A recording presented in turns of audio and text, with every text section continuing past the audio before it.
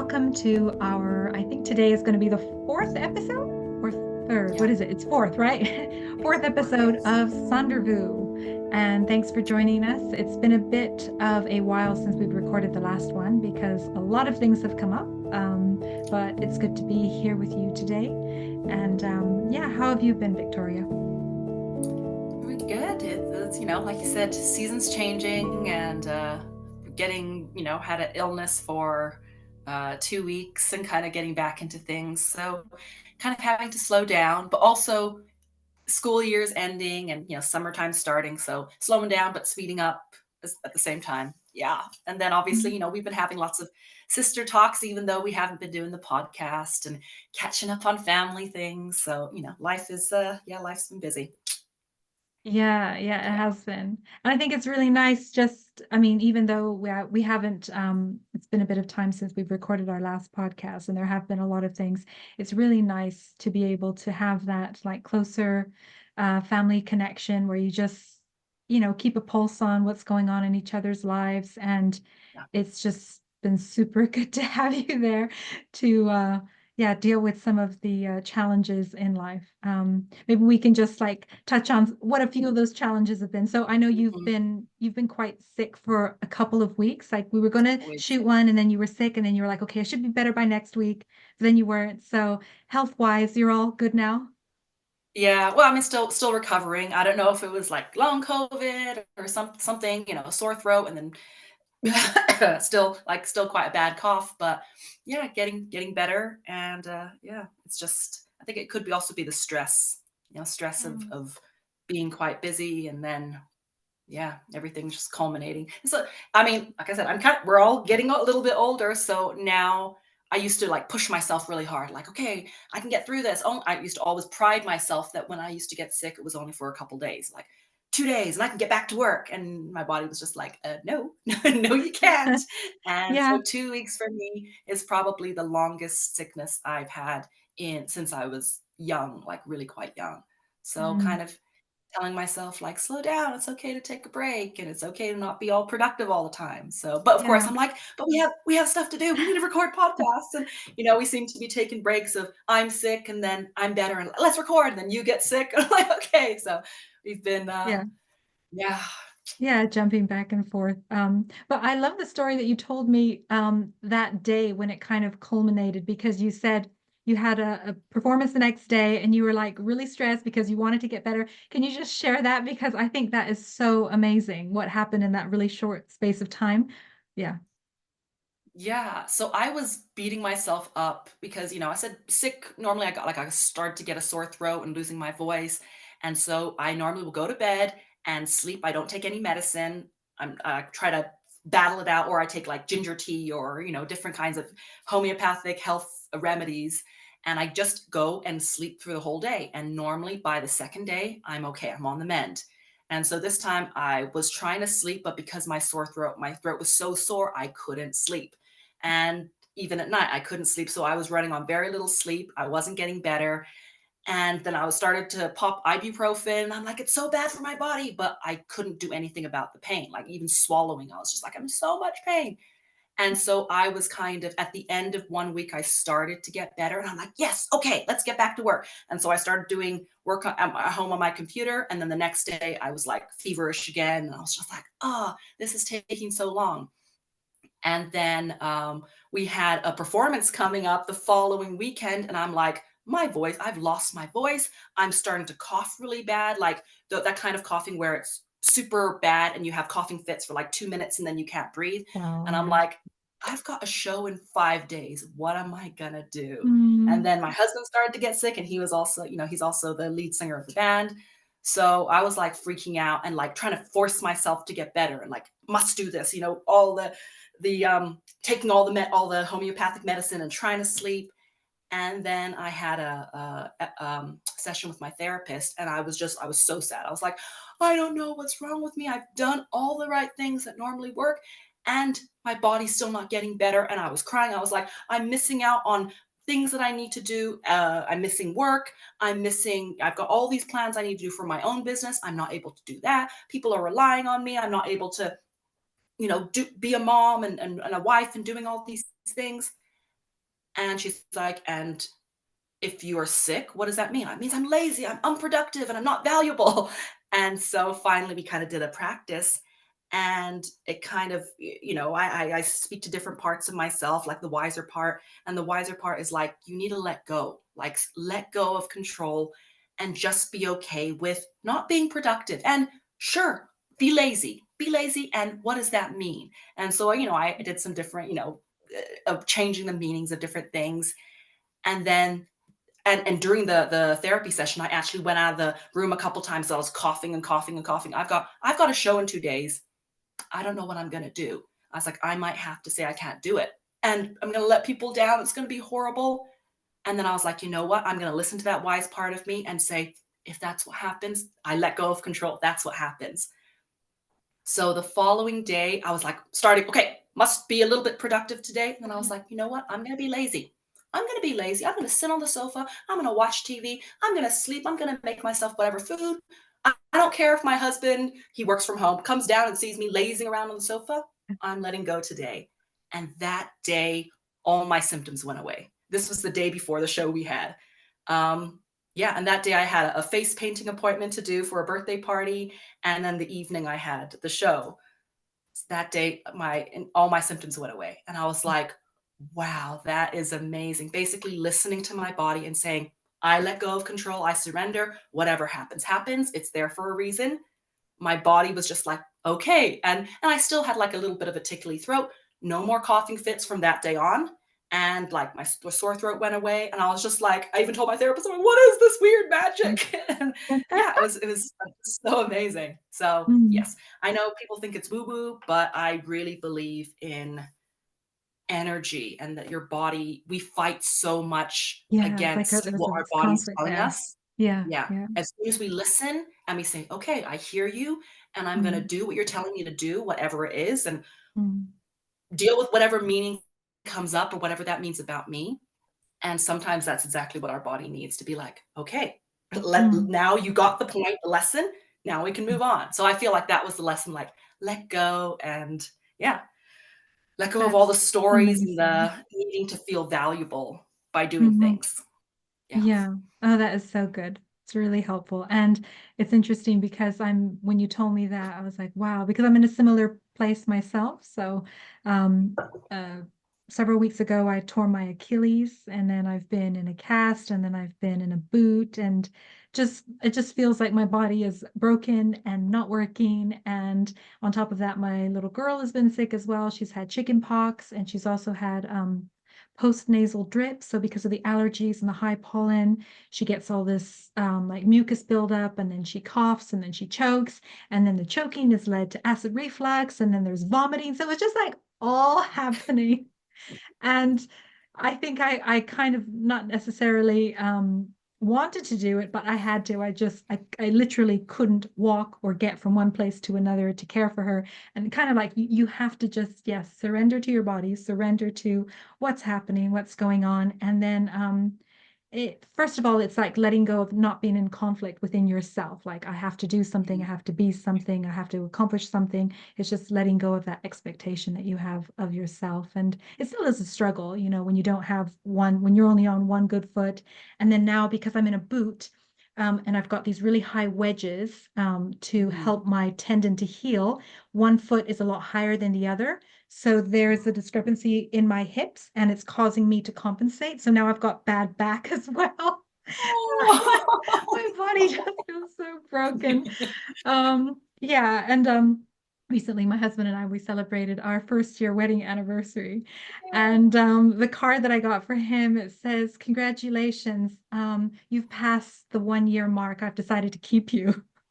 And then I wrote in it, I wrote in it saying something like, "Oh, I'm glad the roles are not reversed, because if it were, you'd probably send me back because I broke on our on our 1 year, right before our 1 year anniversary, I broke. You would have Oh, sent me back." So yeah, there's a lot of, just learning to accept your body, accept where you're at in life. And even at the times when you're not accepting it, and I'm struggling it, and I'm angry, and I'm losing it, it's just like, okay, all right, okay, get back to that place where you're just in a place of acceptance. So yeah. yeah. Yeah, and I kind of we're talking about today, like, we've been working women or working women, Yeah. working since we were very young. So I Mm, think, we were instilled this, these principles by our mom of we're strong women, we can do it all, we're independent, we don't need anybody, we take on everybody's else's problems, nobody takes on ours. So I mm, think this is, as I said, you're already we're in your 40s and I'm going into my 40s. I think this, like, at this period of our lives, we do need to kind of realize that, yeah, our bodies sometimes break and we need to rest them and it's okay. yeah. Um, yeah, that's something I've kind of been like, I'm getting old. Like I stay sick for longer. I have aches and pains. Like, what's going on? My husband's like, you're almost 40. That's why. I'm like, okay. So Yeah. yeah. Yeah, and I think one thing you said was about like the taking homeopathic remedies and treatments instead of just taking a quick ibuprofen to suppress the symptoms, but not actually dealing with the root of the problem, and then not actually helping like your holistic being to get better. So something a very simple practice for me. It sounds really silly, but even because I haven't been able to shower properly, I have to like was in a cast for 3 weeks. We finally took the boot off. I was like really mindful of they're going to take the boot off. They're going to take the cast off today. I need to like clean my toes so that when they take it off, there won't be like toe cheese and whatnot. So, but even like between that time and then I have the boot on, I can take it off at night. Just something as simple as like gently tending to like my dry skin or my foot and like gently like washing it. I mean, it seems like such a silly, simple commonplace thing to do, but even the act of caring for the broken part of my body and being really gentle Mm, around the place where the tendon has been ruptured, even something mm. like that is enough to just kind of like say, okay, all right, I can be gentle and kind and loving to myself. And even though I'm going to be putting in the boot and like frustrated the next day, I'll get back to that moment where I'm just like, oh, sweet little foot, sweet little broken foot. Aw, yeah. Yeah, yeah. So it's the cycle and the waves and the seasons of life, like you said. Mhm. All right. Yeah. Okay, so going into our let's see, our topic for today. So recently, I think you mentioned to me a while ago, so I'm in the UK, you're in the US, and you were wondering, Mhm. oh, have you been seeing like this different stuff that's trending on social media? And I was like, okay, what kind of stuff? And you mentioned the stories about the entertainment industry and Yeah. how children are being exploited and then they're coming out as adults, quite traumatized and broken. And with these stories that like, oh yeah, this happened to me when I was a kid. And what stood out to you and why it really resonated with you because you had these stories of your own childhood. And so we were thinking that it's something that we want to talk about. Um, Mm, Children in the entertainment industry, how that affects them, and then as well as mm. parents, what can we do to protect our children? What can we do to be more aware of some of the issues that are there? Yeah, so Yeah. that is our topic for today. Yeah. Mhm. Yeah.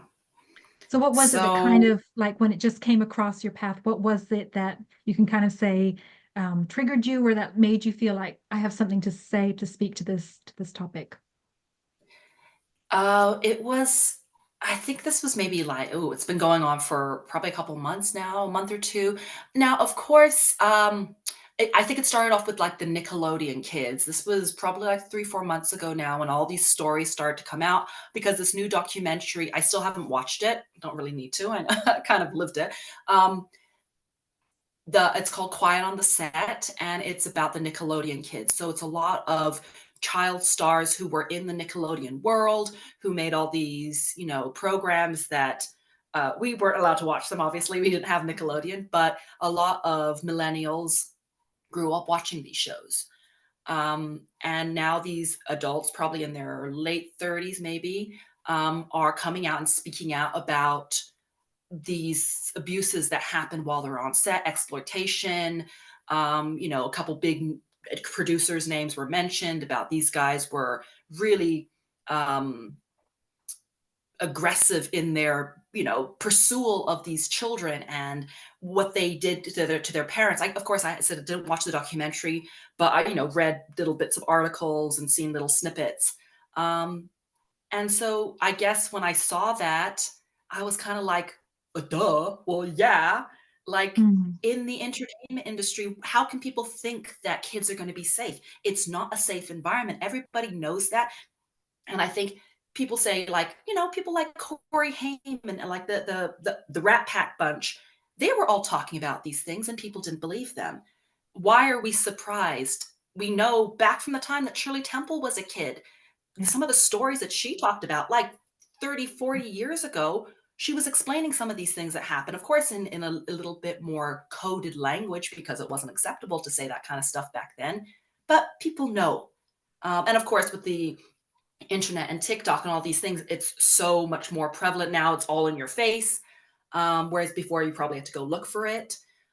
So I guess when I saw it, it was just like, it kind of reminded me, oh, we were in the entertainment industry. Now we were a little bit different because we were in the entertainment industry. We were entertaining people, being on stage, performing. We talked about that since we were very, very young.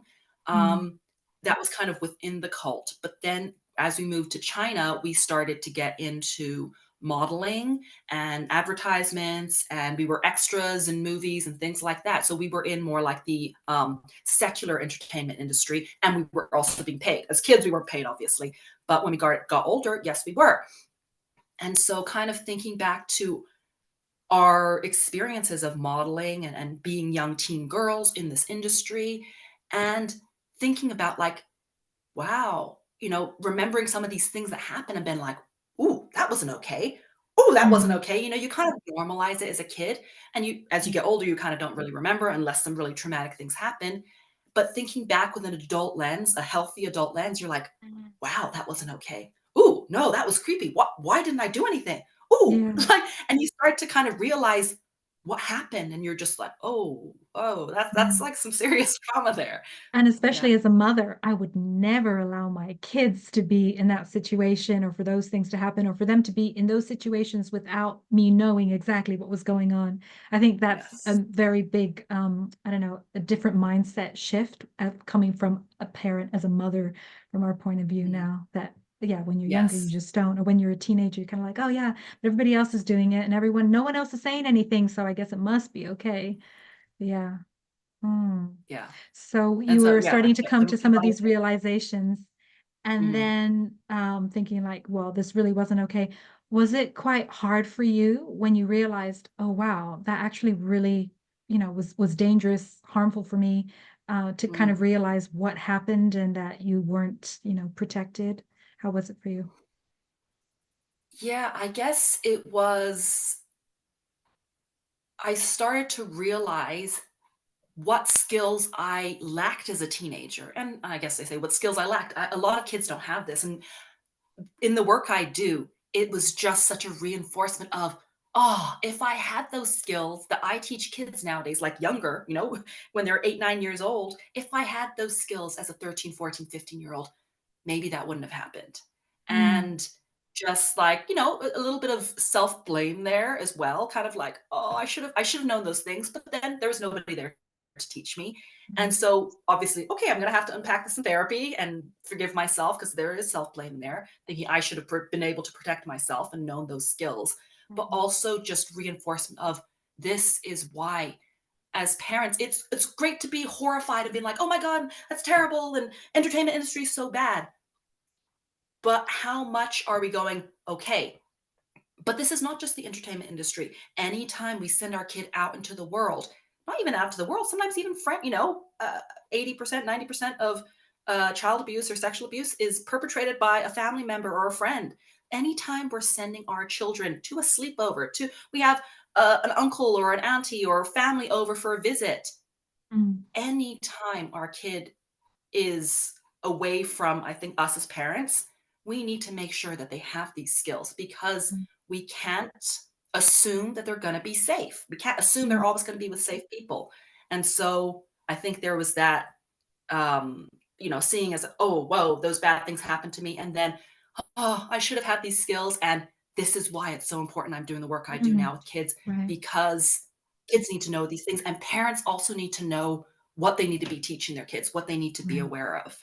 Right. Yeah. That is so important. Yeah, the awareness and being like, okay, these are issues, but then how can we bring that full circle and how can we actually make it so that it's not just sensationalism or people like being horrified, but then, okay, what can we do with this information? How can we, learn skills and then apply them in our own families with our kids?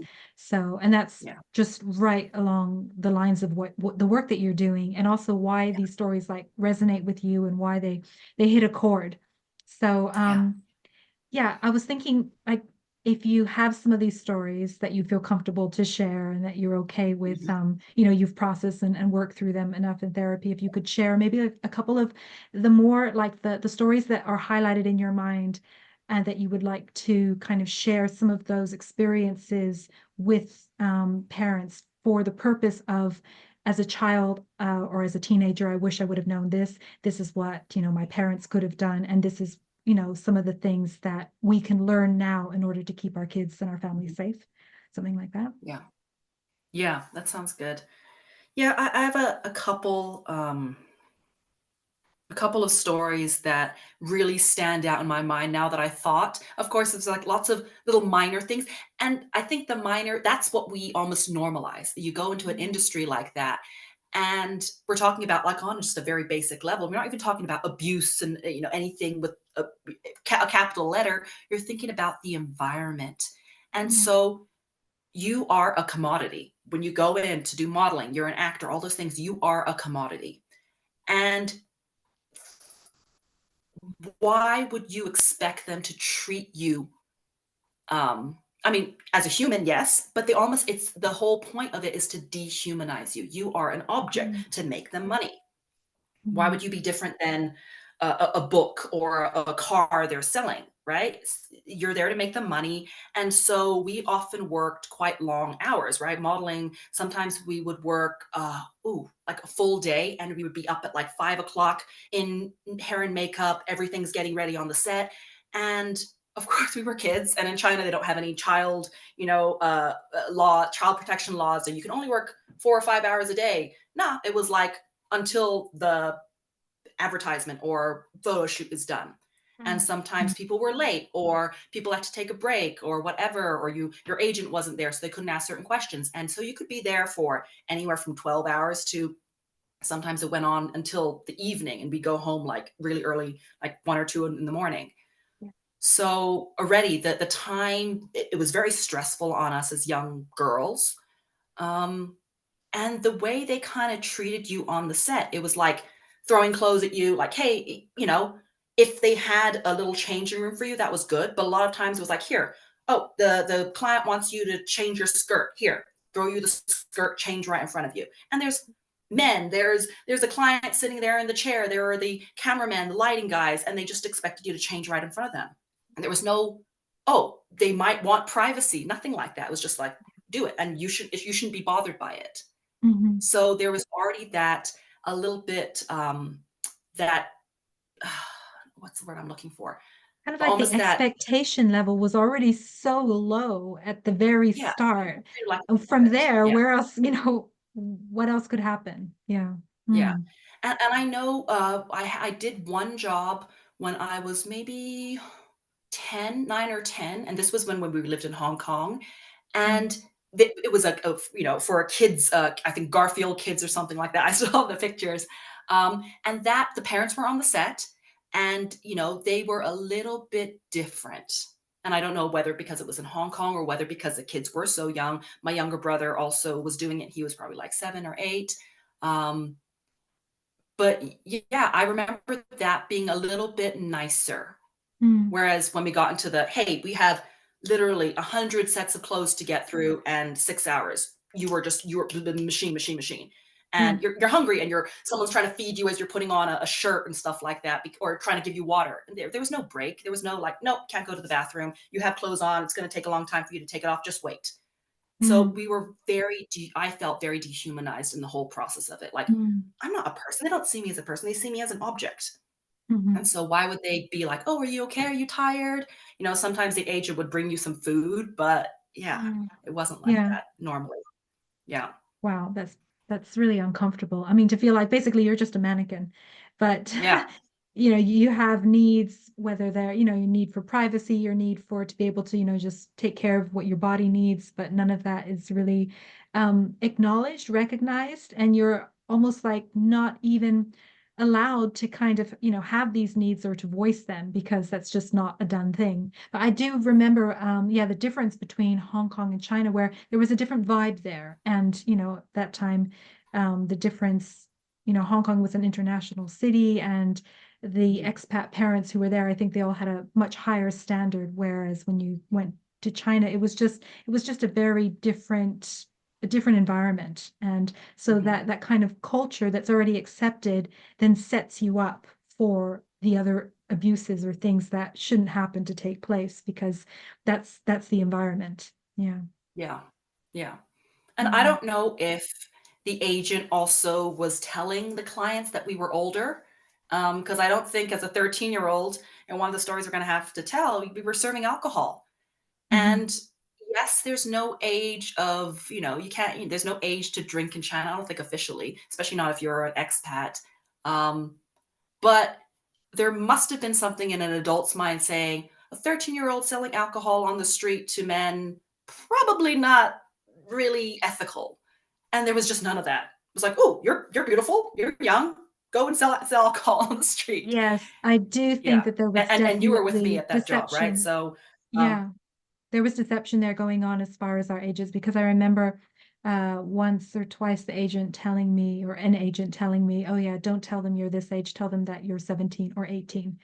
And, Mm, for me at that time, as a young girl, you kind of like, oh yeah, I want to be considered older than I really mhm, am. I want people to take me seriously. I want to be a young woman.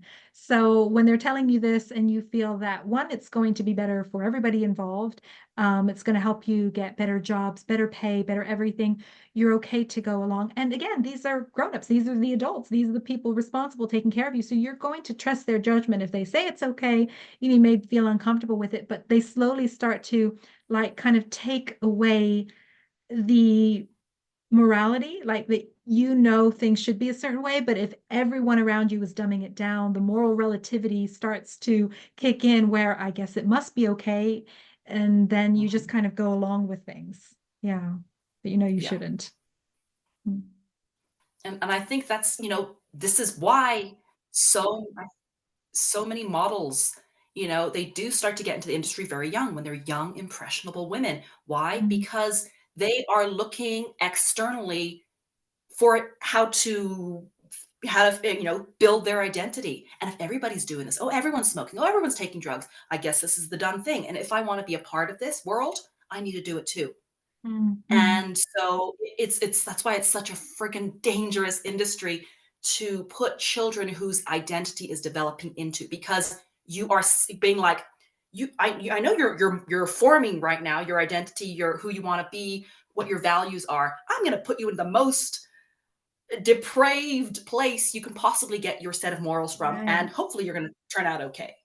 And then they Yeah. wonder why they develop eating disorders and substance abuse disorders. I'm just like, that's the worst place you can put them. But yet it's so glamorous, Mm. And that's the thing. If they, put them out on the street and, you know, go sell drugs on the street, the kids were like, oh, I don't want to do that. But when it's got this veneer of, but I'm on TV and people know who I am, and that's what happened for me. I loved the acclaim, and I liked seeing my face on billboards when the bus went down the street, and I was like, "Oh, look, that's me." It felt so good. Remember we said, "Oh, so and so. Oh, we saw you on TV. Oh, the advertisement might come on around the news time." So we were all Mm. sitting there trying to catch a glimpse of ourselves on TV. There was Yeah. something so, especially for us growing up when we really wanted to be seen. It's It be was seen. so Yes, seductive. yes, that's Yeah. right. That's right. We weren't seen as little girls. So I No. think that's really a good point that you mentioned there, is that when teens, and especially I think for girls, when you're at that age where you're looking for, who am I? How do I show up in the world? It almost, as parents, your job has to be not done before that time, but it's like you've got to help your child develop a really strong sense of self and worth, and who I am, self-concept. This is who I am. This is, what makes me me. This is how I'm valuable. This is what makes me worthy, so that they're not looking, your children aren't going to look for it in outside places. And I'm who the director says I am. I'm who those girls say who I am, and that your worth and your value isn't determined by all these external factors and voices, so that they're already, really, um, I mean, still growing and developing and forming, but their sense of self and identity is already, it's solid. There's a good foundation there for them to build on, because if the foundation isn't there, then yes, everyone's going to try to throw on what they feel. And also, like you said, for that industry, you're a commodity. So what do I need to shape them or change them? How do I need to make them be more valuable to me? And your poor kid is Yes. getting all that. So as Yes. parents, the job as like for young girls, if we would have been seen, if we would have been validated, our voices heard, we wouldn't have needed to look for those things in outside places and then being like, well, I guess he said that and she said that and they're saying that. Okay, Yeah. I'll just take that Yeah. on then. Yeah. Exactly. Hmm. Yeah. So, a couple of just kind of brief stories that I wanted to kind of paint a picture. Yeah. One was the one for both of us when we were, I think I was 13, you were 15, and we had an agent. So we got a couple agents later. Um, and this agent actually happened to be a family friend. She would come over, and at the time, my parents were holding Bible, or our parents were holding Bible studies, and she would come over and read the Bible with us, and would spend time. Her niece, she'd bring over her niece, and they'd spend time with the kids playing together. So even though she was an agent, she was also a family friend, and our parents knew her very well. And so going out into the world to auditions or, castings or go sees, whatever, this woman would be with us. And so I think when recently when I had this conversation with mom and just said, hey, these things happen. And she was like, I thought sending you with this agent, first, it's her job to keep you safe. She's the agent, but also she was a family friend. Mm. Like, so shocked that these things happened to you, and yet I sent you with someone safe. Mm. And so, she would be getting us jobs. And for this job in particular, it was selling Martell cognac, which Mm. is, quite a well known brand. And they needed, the girl, the beautiful faces to go sell, I don't know, sell samples or give samples out to people on the street. They had like a big promotion booth right in front of the billboard. And they had probably 5 or 6 of us girls. I know there were a couple of our other friends there as well. Yeah. Also a little bit older, maybe 14, 15, 16, still young girls, underage. Mhm. And we were just going out on the street in the evening, I think. Now, I'm not sure how long it was. I can't really remember. But we were out there for a while and handing out samples of cognac to people on the street. And then we put a sticker on them. They take the shot, and then we take a photo with them. Mm. And we were out there for hours, all kinds of people, strange people on the street. Of course, everyone wanted to get a picture with these beautiful girls who were handing out alcohol. And I was 13, you were 15. And the thing is that at that age, I think we might share a picture here. We have this one picture. I was not an attractive, I was at that really kind of ugly stage in, lots of pimples everywhere, really bad skin, still experimenting with makeup, so it was a little bit weird. And I was very tall. I was the height I am now when I was 12, so tall and slim, but still very much a kid. I looked like a kid. And I think I was really trying to feel attractive because I knew I wasn't attractive at the time, really bad skin, feeling super insecure about myself.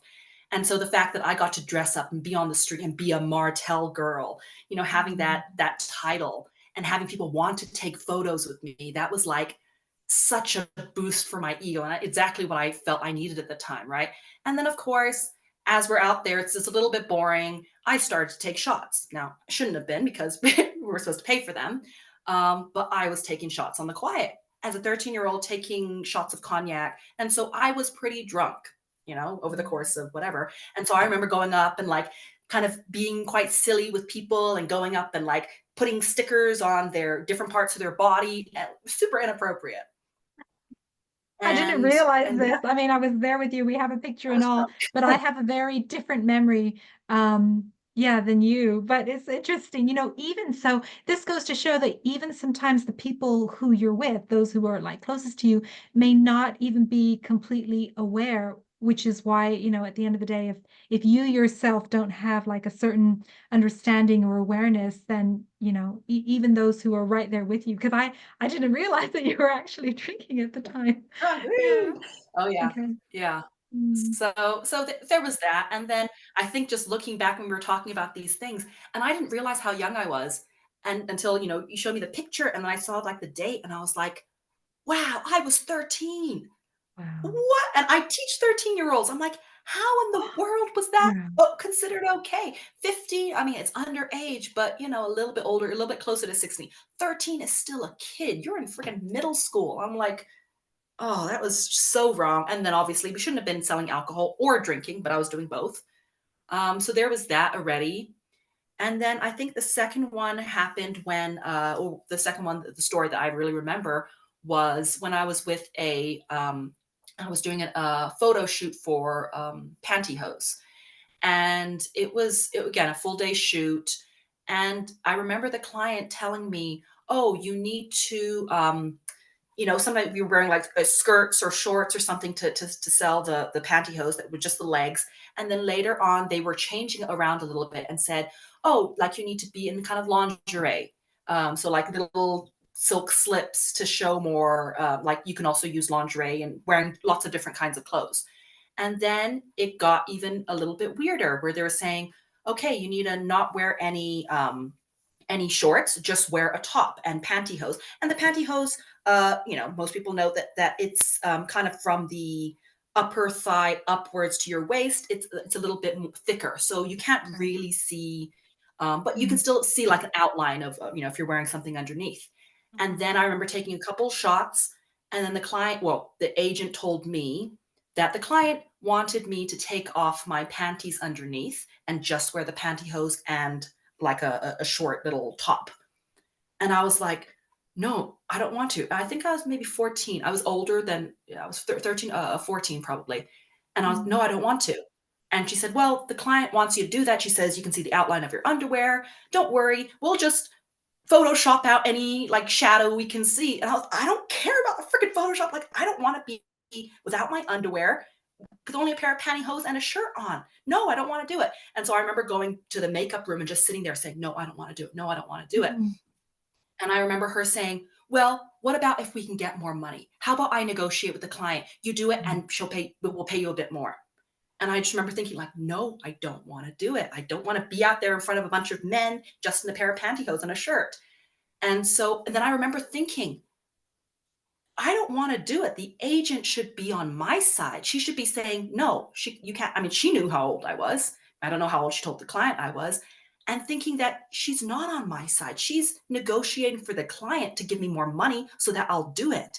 And feeling so grossed out by this, like I'm not Yeah. safe here. Even the person who's supposed to be advocating for me is advocating for the client. Because, of Mhm. course, when the client gives more money, she gets a cut of that. And feeling so scared, like nobody's. I think that the makeup lady was like, kind of, she realized what I was going through. She's like, oh, putting makeup on my face, like, and I was so scared. And they're all by myself, right? And so, yeah, there was that feeling like that.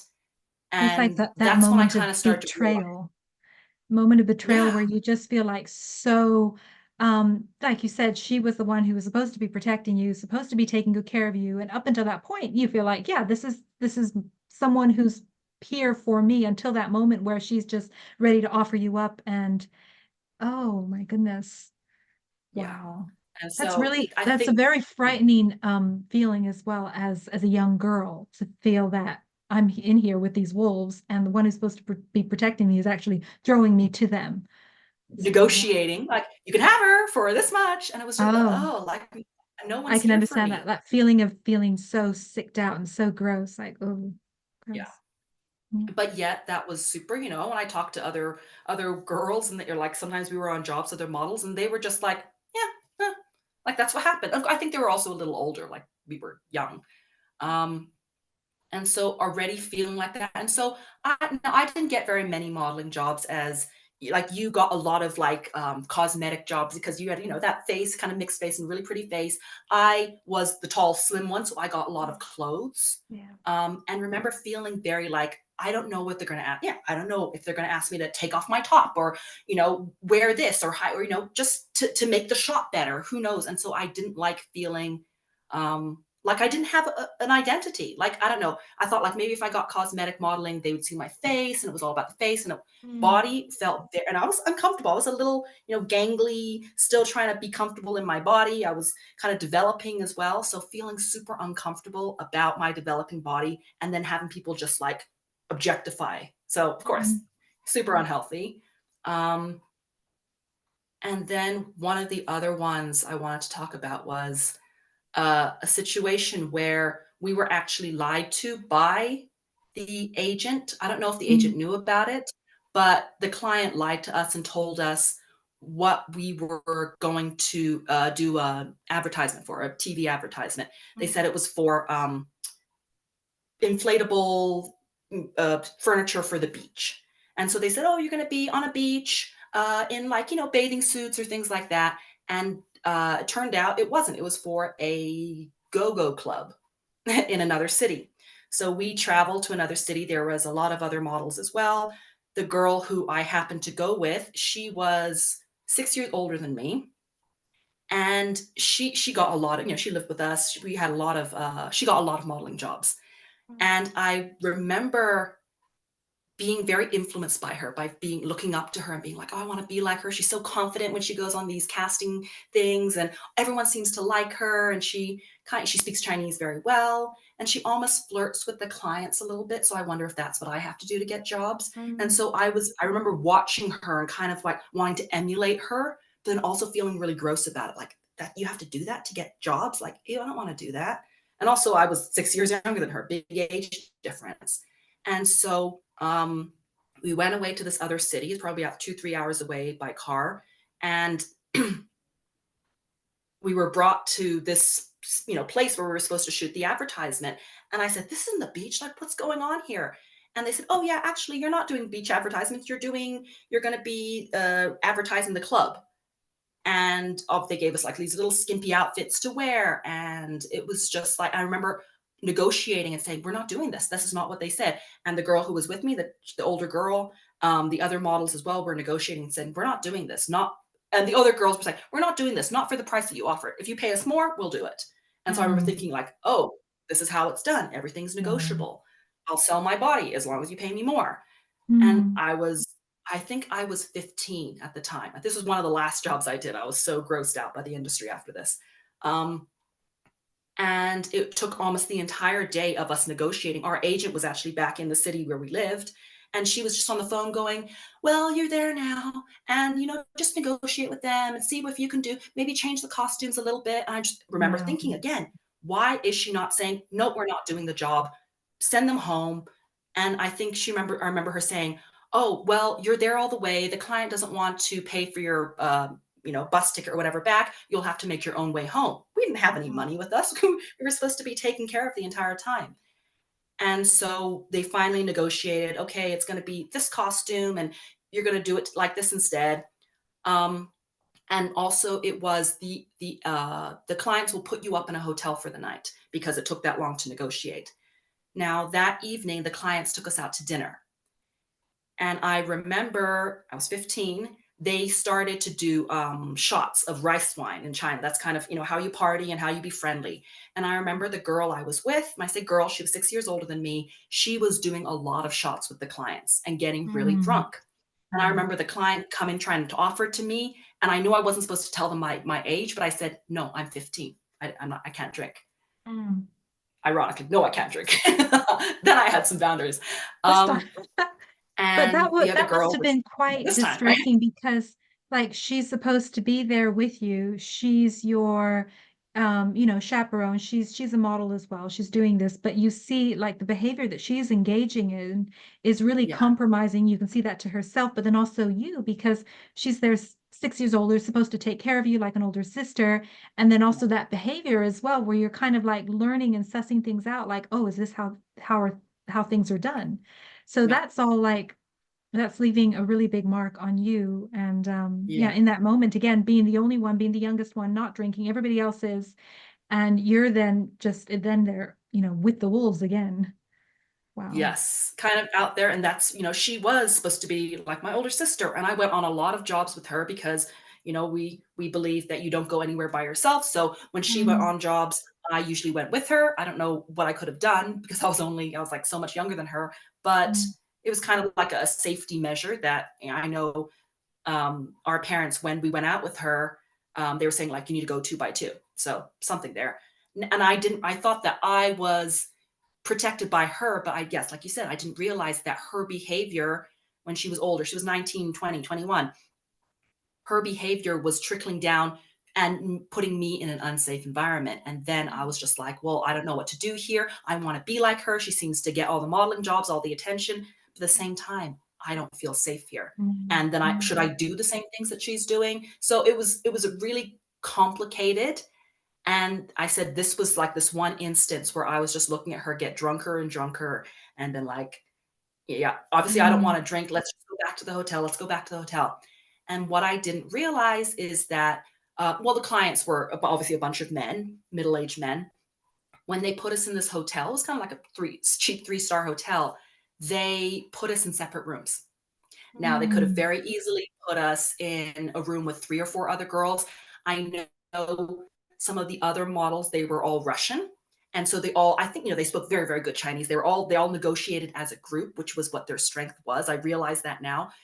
When one of them said something, all of them agreed, and if you don't want that, well, all 5 of us are gonna go.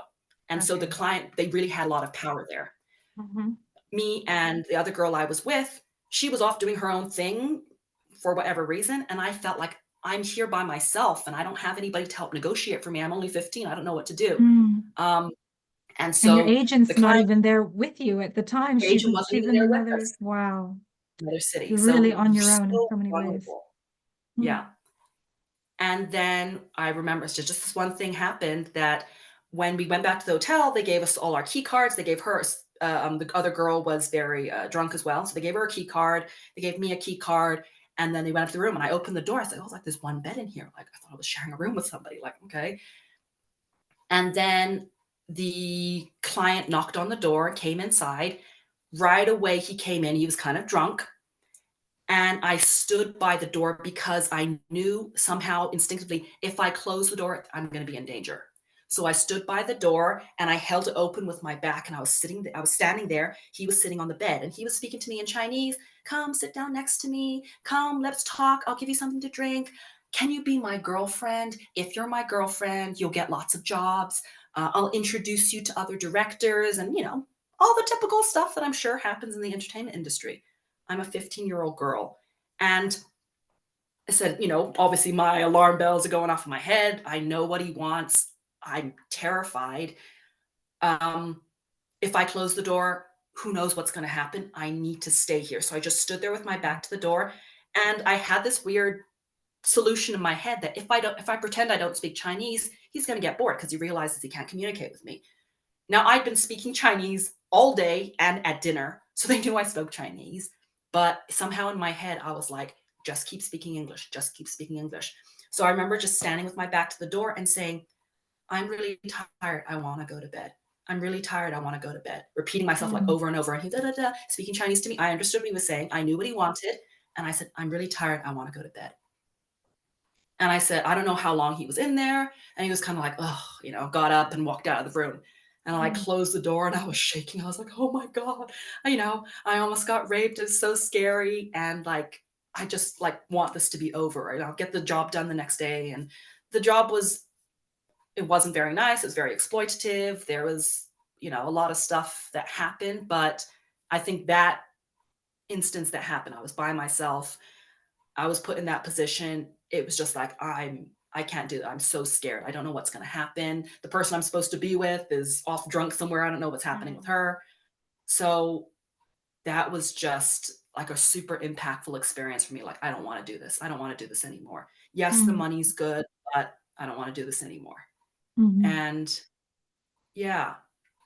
And funnily enough, I never told mom and dad about it as a young teen. I told her about it as an adult. But Mm, as a young teen, I never told them about any of these things that happened. And I mm, think looking back, it was number 1, I was afraid that if I told them about this, that they were gonna say, "Oh, you can't do it anymore. It's not safe." And even though it was really exploitative and felt really dangerous at times, it also gave me this ego boost. I was a model. I got to tell people I was a model. I did advertisements. I saw my faces on billboards, you know? It felt really good for my ego, and I was like, I don't want them to take that away from me. That's kind of what I have going for me. That's how I feel attractive. So I didn't right. want to tell them because of that. Mhm. And then there was also I guess thought in my head of they're really busy. Now, you are the oldest, I'm the second. After us is 5? Yeah, 5 more kids, Yeah, right? another And 5 our kids, youngest yeah. sister has Down syndrome. Mm, So, mom and dad was out working really long hours. Mom was working part-time and homeschooling all of us kids and taking care of a, special needs daughter. And I was just thinking, she doesn't have the bandwidth. They don't have the bandwidth to be worried about these kind of things. So I don't need to tell them. And mm, also I had the fear, like if I tell them I'm going to be in trouble they're going to blame me or say, why didn't you stop it? Or the girl I was with, she might get in trouble because she was supposed to be looking out for me and who knows where she was. mm, So I just want to clarify that even though sometimes parents may have good intentions or they're not exploitative parents, they're not like those dance yeah, moms, mm, but they just probably are very unaware. And mhm, unless their kids tell them and come to them and talk to them about these things, I talked to mom about it and she was just like, I guess I thought that being in China was a little bit more, it wasn't Hollywood, it was China and things were kind of a little innocent. And I didn't realize that this kind of culture, this pervasive, exploitative culture happens anywhere, any yeah, country, in any entertainment industry. And she's like, yeah, I'm so sorry. I was so naive. I didn't realize that I was putting you guys into that or mm, allowing you to be there. mhm, So, yeah, there's yeah. that as well. Yeah, because you never, I mean, as a parent, you don't go into this thinking, oh, these are the things that are going to happen to my child. You go into it thinking, oh, this might be a nice experience for them. They could meet other kids. They could go to nice places. It'll be fun. You're looking at the positives, and I don't think any agents are going to say, these are the negatives or these are the risks that you're taking when your child goes into this. So it's always with hopes and positive expectations that you want something more for your kids, different experiences. But like you said, unless the parents are really aware and keep a pulse on what's going on for the child themselves or teenager, there's so many mixed emotions going on with everything else that's happening. And even if they want to say something, like you said, you gave a list of all the reasons why you thought it was just better not to. So Yeah, yeah, I mean, I'm just so grateful that nothing worse happened to you at that time. It was horrific. And you being in that situation and listening what's going through your mind is you have to keep yourself safe.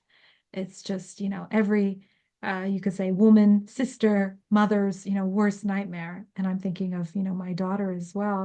I couldn't imagine her being in a situation like that, but that's what you were in. And, I mean, thank God, quick thinking and your intuition kept you safe. And yeah, I think like what you said afterward, that was like the last, like kind of the straw that broke the camel's back, where you just were like, this is sickening, this is disgusting. I don't feel safe. I'm not protected.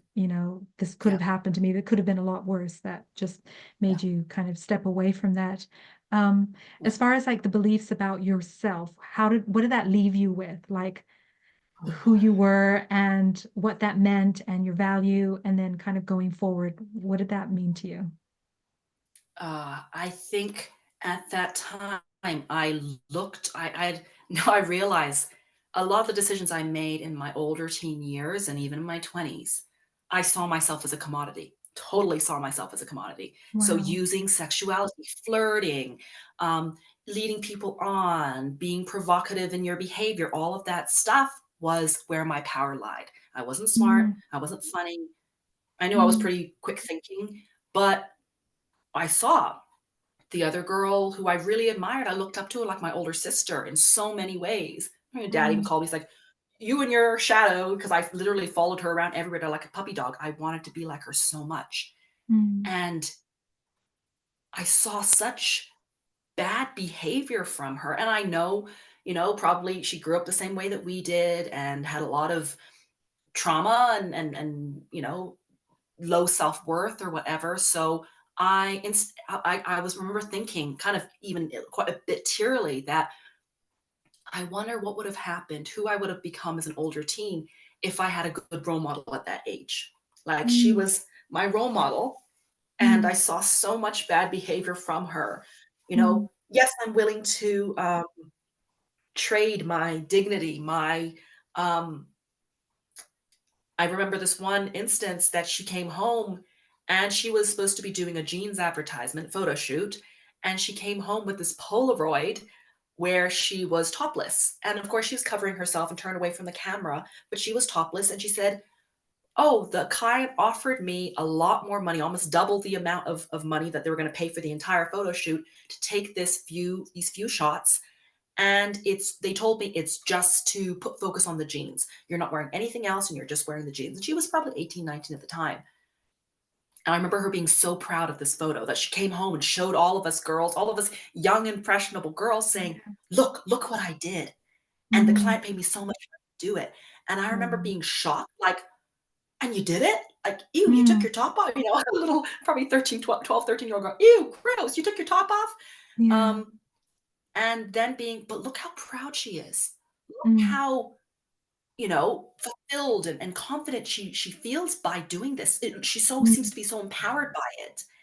And as you know, she was basically an adult. She was over 18, so she did have the autonomy to do that. However, she didn't realize that the message she's sending, a 12, 13, 14, however old you are, girls, that it's okay to do this kind of stuff. They pay you well, it's okay to do this kind of stuff. mm, And so I yeah. really do want, and then, obviously seeing her drinking with the clients and flirting with the clients on the casting calls, the go-tos, like, oh, that's what you have to do. She always got picked for the jobs. That I guess that's what you have to do to get ahead. You use your Mm, sexuality, you sell your sexuality to get ahead. mm, And so when I got older, I know, suppressed all the other sides of my personality, my intelligence, my drive, motivation, any of that, and just solely relied on my looks and my sexuality because mm, that's what I was modeled when I was younger, that this is how you get yeah. ahead. This is what you use. Mm. And you know Yeah. what I noticed that's quite And so interesting is kind that, of really, sorry, I just cut you off. yeah. I was going to say what I noticed is like almost this ambivalence in you when you tell your stories. It's like one side of you is wanting that attention, that validation, to be seen, to be loved, to be held as, to be adored, all of that, which is all those needs and desires, those are all healthy, we need that and we look for ways, hopefully healthy ways to do it. But then on the other side, there's this other side of you that says, you or gross, or why'd you have to do that? And then this other side of you that says, no, I'm not doing that. And someone step in and save me, or I'm going to save myself. And it's like this battle inside of you where you want your needs to be met, but then at the same time, you're like, is that what I have to do for them? And you held back and you stopped yourself and you kept yourself safe many times. But then I guess having that reiterated again and again and being modeled that, and like you said, not having a healthy role model or other healthy role models, and then conditioned you over time to be like, well, if that's what I have to do, then that's what I have to do. And almost like that messaging and that voice and those images were stronger and louder than the other side of you, actually, the natural, intrinsic, innate part of you, which was like, no, I want my boundaries to be respected. I don't want to have to change in front of all these men. And that is, I think, like where your tears come from, like, oh, poor baby, poor thing. Why Yeah. didn't why wasn't that part protected and Mhm. held and honored? And that is, yeah, there is this sadness. And even when you're telling me your story, I'm like, oh yeah. Yeah. And it makes me feel And like let's do that for our little girls, and then let's do oh, this for yes. our girls, and because they need those healthy role models. They need to know that their intelligence and their bravery and their boldness and their willingness to push back, that's good and that's nice. And we like that. And let's bring out more of that. Yeah. Mhm. Yeah. Absolutely. And I said I have this, I wonder if this is why I have this, yeah, of course, boys need it too, but it's almost kind of expected of boys. And of course, someone needs to teach them still to do it in a healthy way because you can set boundaries in a very unhealthy way, very aggressive. But this is why I see so many kids, working with, second and third graders and just going to your friend, they hit me. And I say, okay. And what can you say to them? Oh, I don't like that, right? So easy. Mm, But they automatically go, teacher, so and so hit me. Teacher, so and so is saying mean words to me. And I say, you have a mouth. What can you tell them?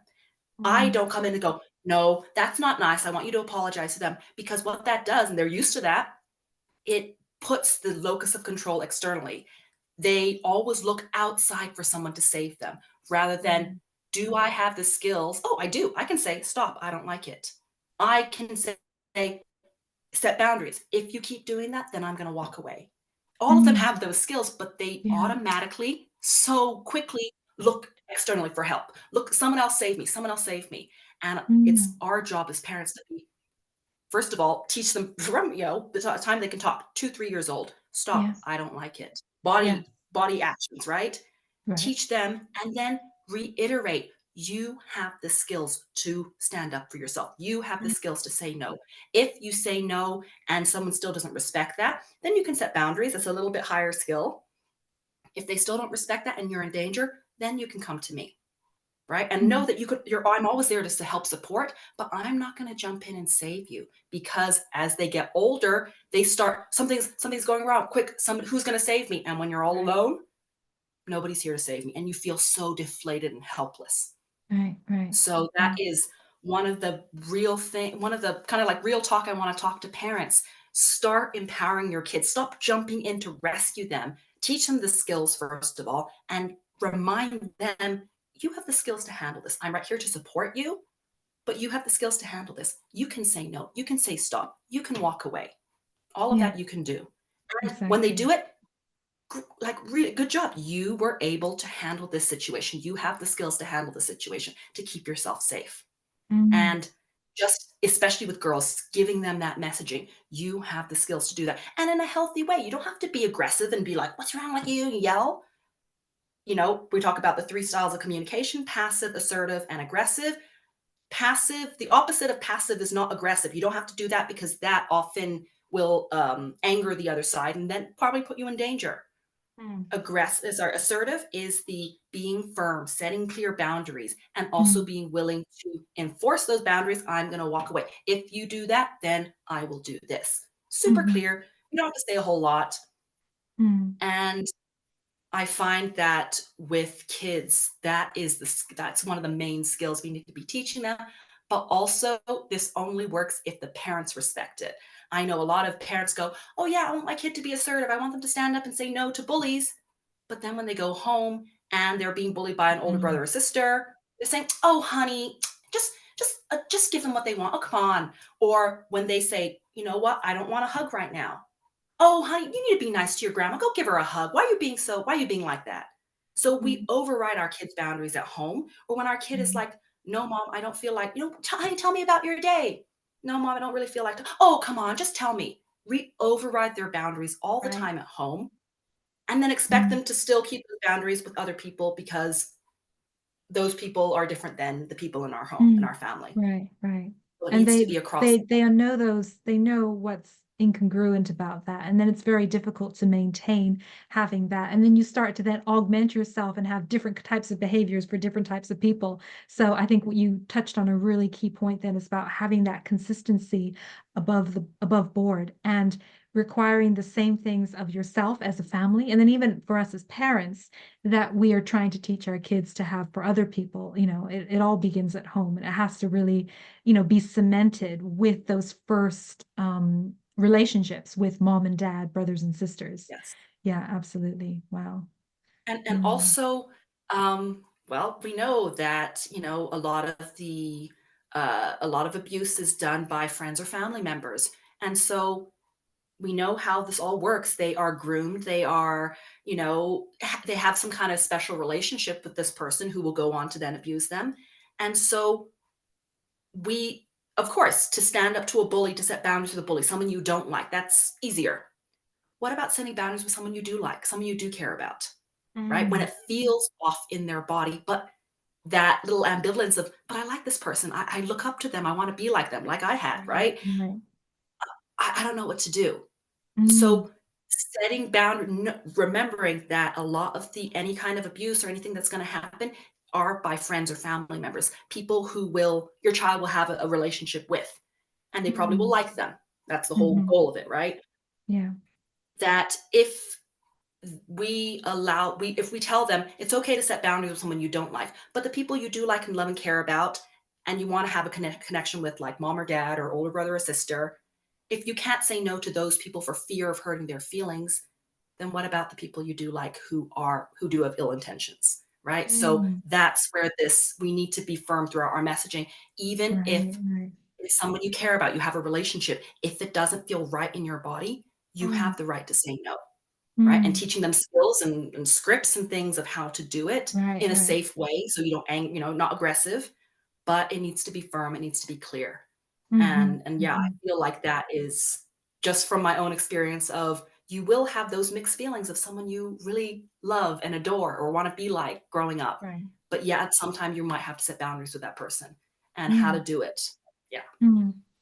Yeah, as you're talking, I'm thinking like teaching, um, I think you probably, as you're a, family and teen and kid life coach, you probably have, like you were talking about, certain scripts or even like a system, a framework that kids can like go through so that it's almost like, if I'm feeling a certain way or someone has said something to me, what are like kind of the checks that I need to go through or move through in order to, um, decide, is this person or is this activity going to be healthy for me and safe for me or not?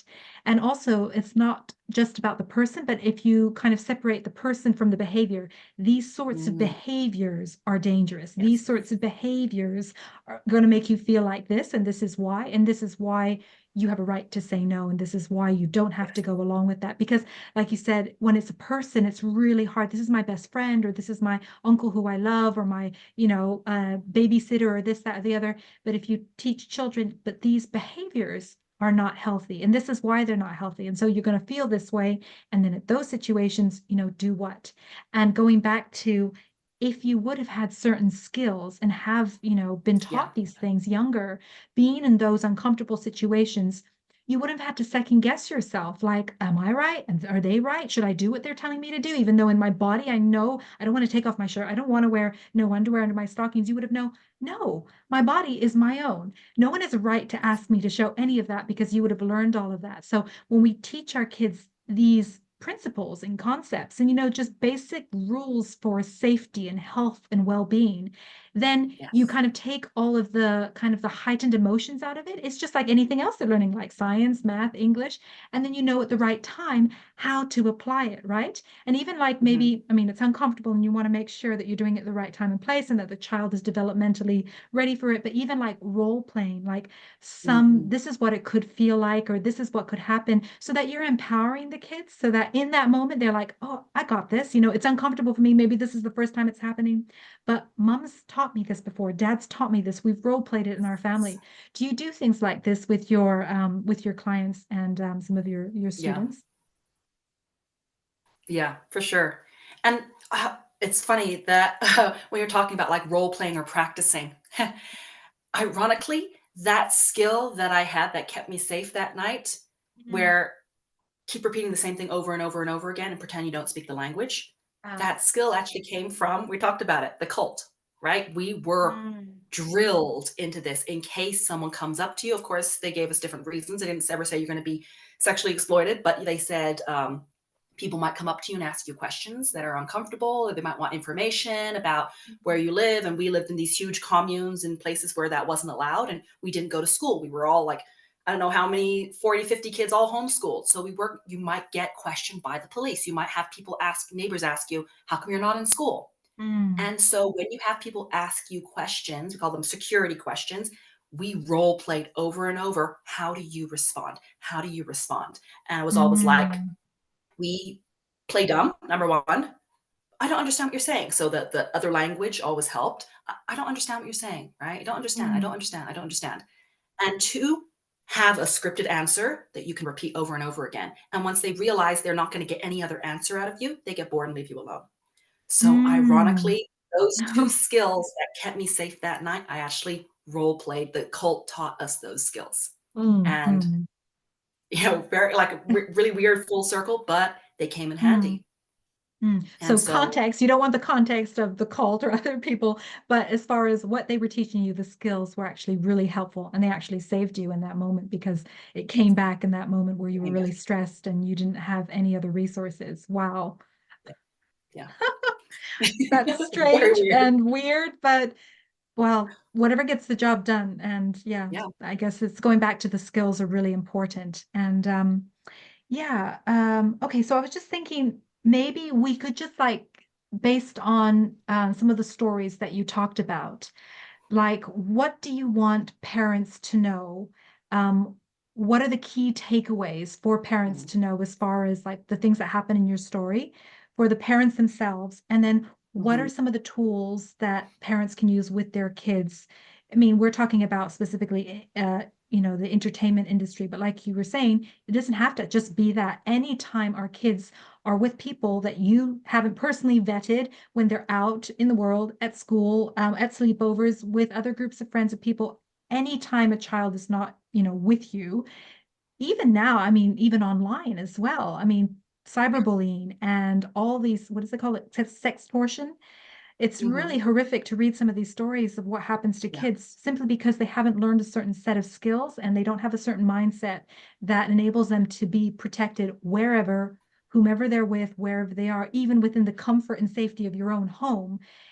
It's like a certain sense of safety and knowledge of safety within your own body, right? Yeah. So, what are some of the things that parents can do for themselves and then also for their kids? I would say the first one, yeah, thinking back on kind of our own experiences and whatever happens, and I even talked to another a mom about this. Whatever, now we can't 100% bubble wrap our kids. They're going to experience some uncomfortable things in the world, but they can get through whatever they go through if they have support, right? Even the most horrific things that happen, if they have support, they can get through it. So, as parents, if you are at all even considering putting your kids out into the entertainment industry or even in sports, putting them in like cheer or putting them in sports camps where they might go away to different sleepaway camps or whatever, keeping that line of communication open with your kids. And that is tougher than, it's easy to say, but it's tougher to do, especially as they start to get older and pull away from us.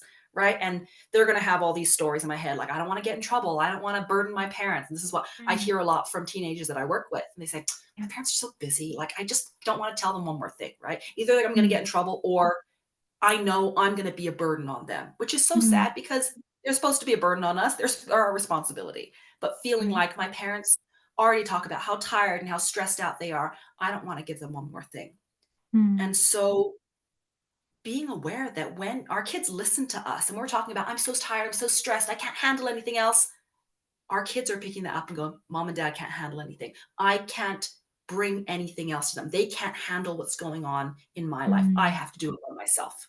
wow. And we know that trauma is not necessarily the bad thing that happened. It's dealing with all the ensuing emotions alone, feeling like nobody's there. Right. And a lot of times they'll go to friends, they do want that outlet. So they'll go to friends and friends are like, yeah, sorry, I don't know what to do. Or, wow, that's awful or whatever. Or maybe even give them worse advice, right, on how to cope. Um, and so, as parents, it's our duty, it's our responsibility. We're the first line of defense, keeping that communication line open with our kids Mm, and just being curious. So, I remember, if mom and dad had been like, hey, you just finished a really long day of modeling. mm, Yeah, how was everything? Was everything okay? Being aware. First of all, they weren't even aware. Mom was like, I was completely naive of what actually kind of went on in the industry, entertainment mm, industry.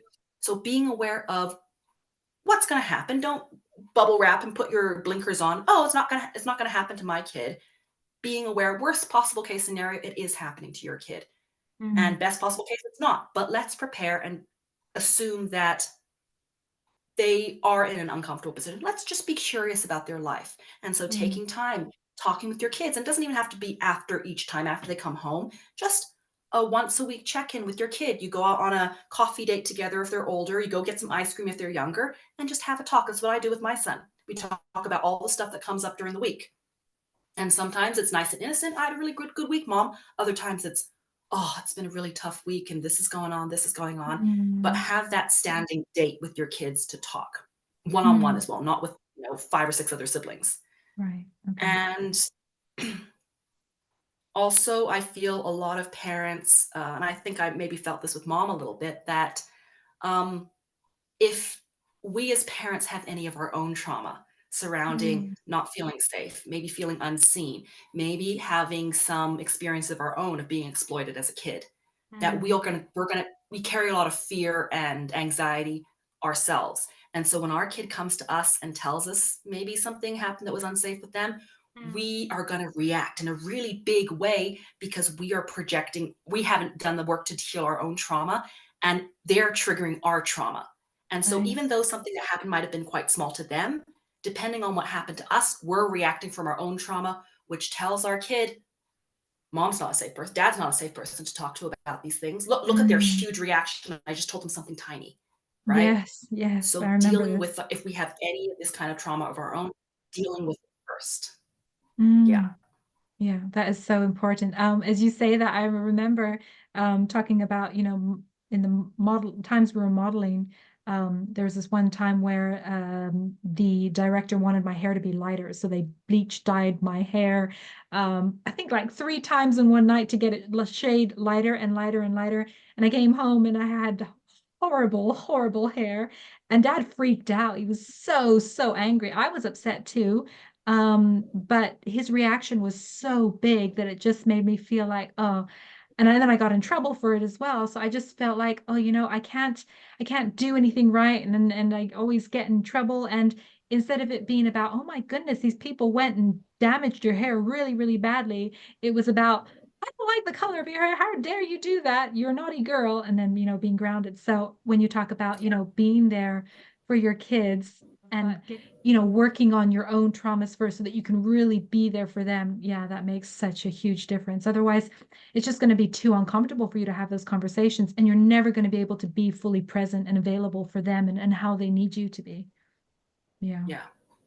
And so, like I Mm. said, that takes a lot of work on our part because, of course, our natural reaction when our kid says, "Hey, so and so touched me at school," or "I witnessed this really inappropriate thing at school," Mm. our mama bear, as moms, mama bear comes up like, oh my god, and then if we have our own Mm. trauma, we feel guilty that this happened to me and I couldn't protect my kid, and then there's Mm. guilt, and then Yes. there's anger because we want to protect them, and then there's anger at the world for letting these things happen, and where are their teachers, or right, and we're Yeah. just dealing with so many big emotions that we can't hold space for them the way they need it, Yeah. right? Yeah. Holding Our kid space gets empty of lost. emotions. Yeah, their emotions take up the space, not our emotions, right? Mm. So, Mm. yeah, Yeah, that's so and key. yeah, it takes a lot of work. And I know a lot of women, so many women have. I think with this new trend coming out, I don't know if you've seen it, the man or the bear in the woods trend meme thing that's going around of which I think asking women I which would you rather briefly be. saw it. I briefly saw it and I was like, oh, another one. Am I going to have the time? No, I don't Another have the one. time. So I'll look into that. It's like, what is it? It's man or woman or bear or man or bear?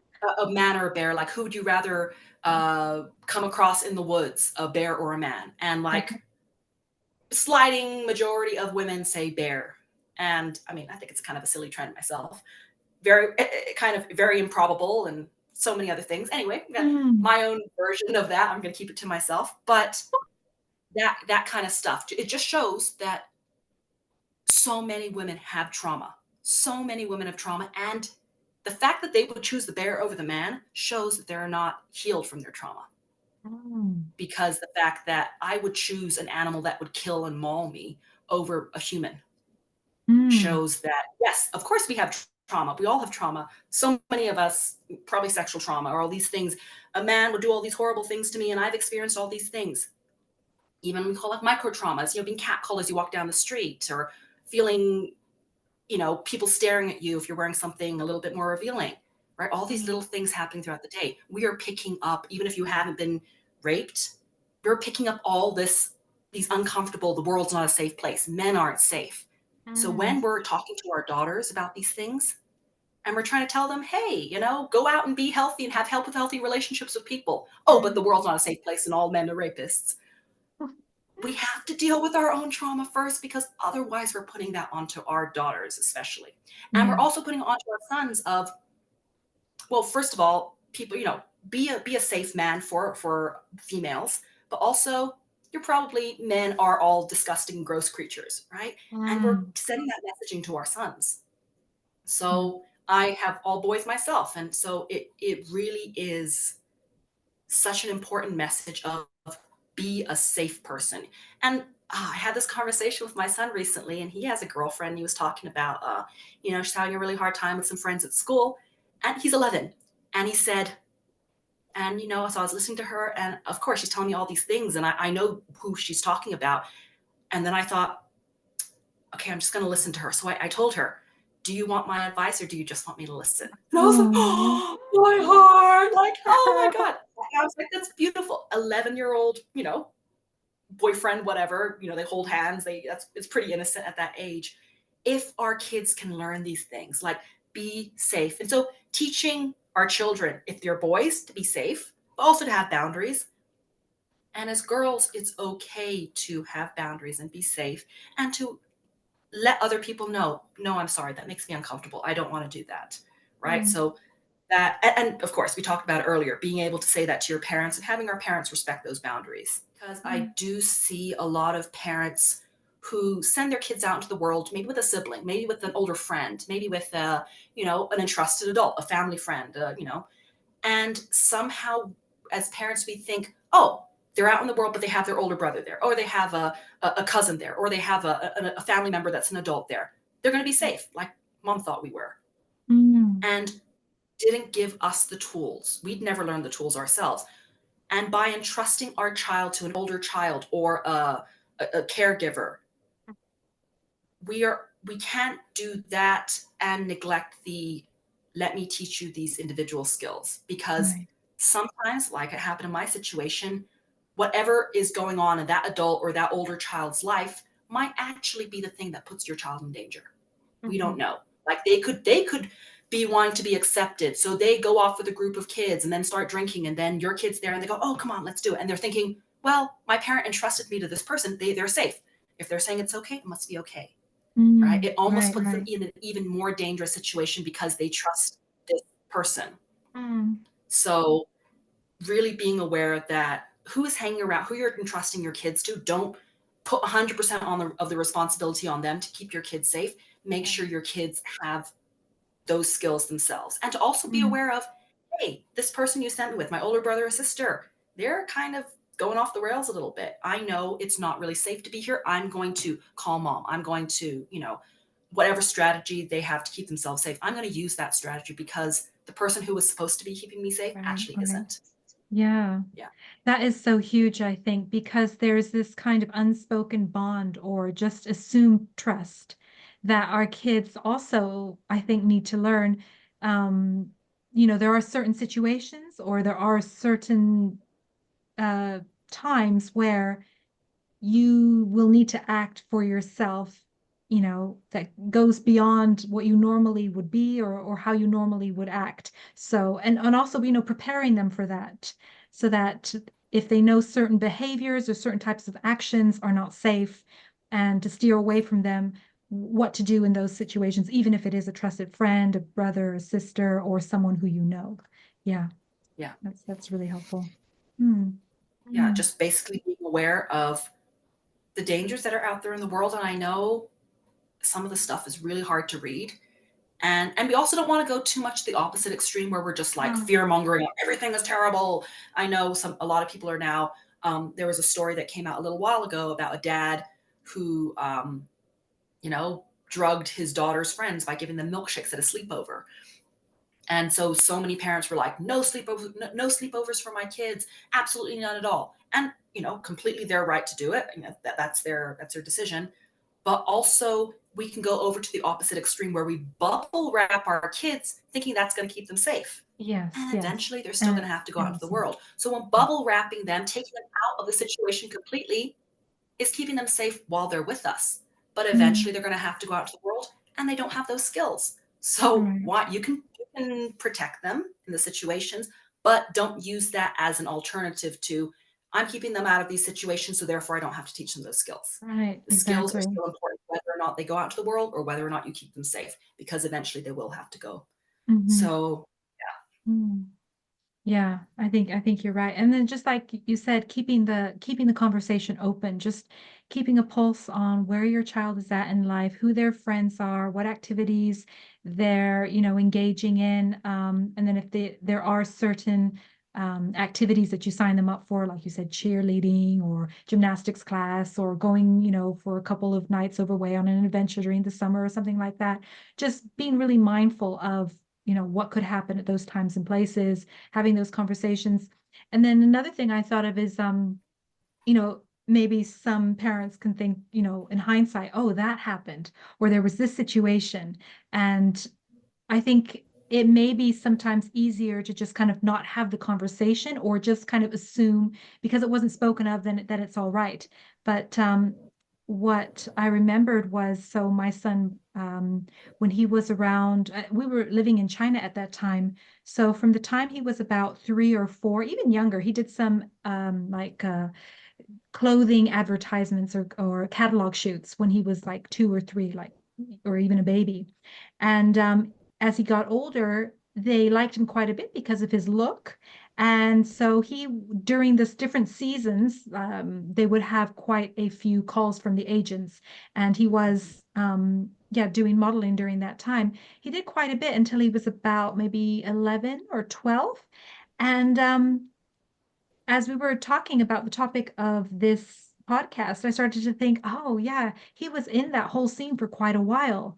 And, I wonder if anything happened during that time that he was uncomfortable with. So I did, just broach the conversation and say, during those times when you were doing those catalog shoots, how was it for you? I mean, one side was, did anything untoward happen? Did anybody harm you? Did you ever feel uncomfortable? And I think the other thing was just, how was that experience for you? Because, it doesn't necessarily have to be harmful, or someone touching or groping them, or being in a compromising situation. Sometimes it could just be, was it overwhelming for you? How were the lights? How were the sounds? How were the other people you were working with? It's a lot more of those things that sometimes create a lot of overwhelm for our children. So it's not just those, extreme situations. So I just said, yeah, how was that for you? And he came back to me and he said, "Oh, well, yeah, don't worry, Mom. Nothing bad ever happened. Either I was there, or his dad, or the other person who would take him was my brother, his uncle." And he said, no, they were always really cool. Everyone was very nice. And he said something like, oh, I really enjoyed having the McDonald's a Happy Meal at the end of the time, which was my reward. And I said, oh, that's good to hear. But I kind of leaned in a little bit more, and I said, well, I know sometimes, you were quite tired and the days were quite long. Sometimes, an average photo shoot was 4 hours and they would take breaks in between. At that time, I think they were much more kid friendly than they were, like, how many years, 20 years earlier, when you and I were doing modeling. So they're like, no, it was okay. He said, and then one thing he said was, yeah, sometimes, Mom, I did feel a bit tired when there was overtime. So an average photo shoot was 4 hours, but then sometimes there would be they would tag on another hour or 2 hours if there were like a lot of clothes or there weren't enough models. So he said, yeah, I would feel quite tired during those times. And, I didn't really like it. And I said, oh, I'm really sorry, son. I wish that I could have, been there with you, either to make sure that there weren't too many clothes, or just to make sure that you had what you needed. And he said, yeah, most of the time I did, Mom. And, it was just a moment where, he could talk a little bit and tell me. But I guess the point I'm getting to is, even if you do have adult children, or even if something has happened in the past, don't think, that's in the past, we don't need to talk about that. Just be willing and curious, like you said, to open up the conversation and said, "Do you remember what that was like? How was that for you? Tell me a bit about that." And just, see what your child says. It may be something about that situation, or it maybe could even lead to something else that opens up, or just, even maybe it just strengthens the connection between you. So just having those open conversations it's really helpful. And that's one of the best ways to keep your kids safe is just by asking them, how are you feeling and how is this for you? So being curious, yeah. Yeah. Yeah. Yeah. Oh, I love that. Mhm. And like I said, so much of the work we're doing now, yes, we uh, didn't necessarily have those relationships with our parents back then when we really, really needed it, but that doesn't mean we can't have them now. And I think, through this podcast and our parents listening to it and us starting to open up these conversations again, that's why I always tell parents it's not too late. It's really Yeah. not too late. Yeah. As long as you're willing to be open and admit, hey, I wasn't the best parent back then, but it doesn't mean I can't be now. It doesn't mean I can't grow into that parent now because Yeah. until the day they die, they're always going to be your parent. They're always going to have that dynamic.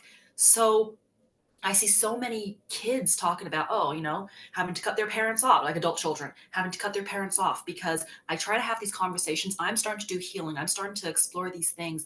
And I realize I have a lot of these really painful memories and I wish my parents would have been there for me. Mm. And so they go to their parents, and their parents are just like, do you know how hard I worked for you? You're an ungrateful child. You know what? You had it a lot better than other people. You had it a lot better than me. And it's just something that's so sad. And I know parents do it out of guilt. Like I said, guilt and shame, all this stuff that comes up within you as a parent, like, I should have been there. And it Mm. feels very defensive, and they start to get aggressive and angry at their child and blame their child. And it really severs the relationship. Yeah. And so I think we've had to do this work both with our own kids, but in doing the work with our own kids and realizing the kind of parents that we have to be now for Mm. our own kids, Mm. it kind of also made us realize, oh, that's the kind of parent, that's the kind of relationship I want with my own parents. Yeah. And so I think a lot of us adults, we start to go with our own parents first. When my parents can give me the validation, the acceptance, or the apology that I want, then Mm. I can start to heal. And then I can start becoming that kind of parent for my own child. I Mm. really, really believe, and I know this because I've done this work and I've seen it happen Mm. with you, that when we start, we may not have that kind of relationship with our parents yet, but when we start healing ourselves and becoming the kind of parent that we wish we had, Mm. we slowly start to see, because we start to understand, we start to offer ourselves compassion of, oh wow, I wanted to be like that, but I was overwhelmed, I was tired, I was totally unaware of what was going on with my kid. And you start to offer yourself compassion, Yeah. then you start to see, it was probably kind of very similar for my own parents. They were overwhelmed, they wanted to be a good parent, they just had their own stuff to deal with, and they were Mm. overwhelmed. And I can start to approach them and see, like, mom and dad, I really want this relationship with you. This has really hurt me and I wish you were there for me, but at the same Mm. time I can understand how tough it was for you, right? And Yeah. just even offering them some of that grace that we offer ourselves, Mhm. it's so healing, and it heals like so many lines, like parent And and us generations. now. Yes. Generations. Yes. It's all about those Yeah. intergenerational cycles. Mhm. It starts with us. It starts with us. We don't go to Yeah. our parents first hoping our parents are going to fix it. Some Mm. parents have that beautiful, they are doing that work, but Mm. just for a lot of us, we have to start the work ourselves, and then it gradually changes our relationship with our parents and our children. And our And yeah, that's children. why Yes. I'm so grateful to be that linchpin in this relationship, in this, our parents and my relationship with you, and our relationships with our siblings, and now our relationship with our kids. It's, yeah, it's so Yes. beautiful. Yeah. It's really beautiful. And it just shows that just even, you're just willing to start with yourself and committed to your hard work, the benefits and the healing. It's just you can't put a price tag on it and it's limitless, you know? Yeah. Um, did you say maybe you would have a resource that parents can maybe I'll leave a link in the Mm, description and you yes. can link something that parents can use, a resource with their kids? Yes. So let me see. Teaching boundaries. So I teach kids boundaries, but that's more like work I do with the kids themselves. Works parents can do. I do have a training that is about what our kids need from us, like this. It's based on the cycle of security. Mm, So our kids going out into the world and experiencing things and then needing to come back to us. And this healthy cycle that they take, how we can support it, and also what they need from us as parents. And I think that that's like a pretty good training for parents to understand, not to hold on to our kids too tightly because of our own fears, not to be dismissive when they do come back to us. mm. Um, so yeah, I'll link that training. It's a YouTube training as well. I'll Oh, link it in the great. comments. Okay. And Perfect. um, just a couple other like practical tools. We talked Mhm. about teaching our kids to set boundaries at an early age as soon as they can talk, right? Yeah. And so with young kids, everything to music is a lot. It sticks in their head a lot more. There's this great song. I teach it to the kids. I use it in my other trainings as well. But it's called the Boundary Song on YouTube, and it's Yes, so yeah. cute. I don't like that. And it's wonderful. You listen to it a couple, you'll hear your kids saying it, right? And it has all those key phrases. Please stop. I don't like that. I'm feeling uncomfortable. I need more space. Not around me, right? Mhm. Super easy. It's in song form. But when we're talking about, Mom, so and so is hitting me, Mom, so and so is being mean to me, or teacher, so and so is being mean to me, you have the words. Please stop. I don't like that. I need more space. You have those words already, right? Right, right, right. Teach them to use those things. And you do it Mm. through song as early as possible, 3, 4 years old, super easy. Yes, that's a Um, good one. there's also one of the other questions that I get about, okay, so I'm trying to teach my kid boundaries. And what do I do when my kid's like, oh, I heard a mom say this, I teach my daughter body autonomy and no, hands off, that's my body, don't touch my body. And all of a sudden I'm saying, hey, get into the car seat. And she's like, hands off, it's my body, I don't want to do it. What can I do? Or like I'm trying to brush her teeth and she's like, it's my body, I don't have to brush my teeth. No. And she's like, well, obviously they have to do those things. How do I help her understand I'm not crossing her boundaries when I'm trying to help her brush her teeth or when I'm trying to get her to, put on her clothes? And so a really important distinction is, as a parent, it's our job to keep our kids safe. And so we Mm, tell our kids, when it comes time to brushing our teeth, safe and healthy. That's my job as a parent, to keep your body safe and healthy. So mm, get into the car seat to go to keeping your body safe while we're in the car. That's my responsibility. I will help you. Changing your clothes. We can't walk around naked, keeping our body mhm, safe. Choosing what color of shirt to wear. It's nothing to do with safety or healthiness. You can choose that. So understanding our children have choice, but when it comes time to keeping them safe or healthy until they get older and can do those things themselves, it's our job to help them, and we may need to put our hands on their body or help move them or physically help them to do those things. And that's the distinction. Healthy and right. safe, we need to help. Other things where they have freedom of choice, we let them choose. Mm. Yeah. Oh, that is so helpful. Great. Okay. Yeah, so if you have any resources or helpful things for parents, we'll link it, and Yeah. parents can go and check out Victoria's website. And yeah, it's been really great to have this time with you guys. Thanks for letting us share our stories with you. And we hope that some of the things that we talked about are helpful. And thank you so much, Victoria, for sharing your stories, for your courage and your vulnerability in some of those, difficult moments, and also for all the tips that you shared for parents and kids and teenagers. It's really, really good stuff. Thanks. All right, guys, we will see you next time then. Have a lovely day wherever you are. Bye.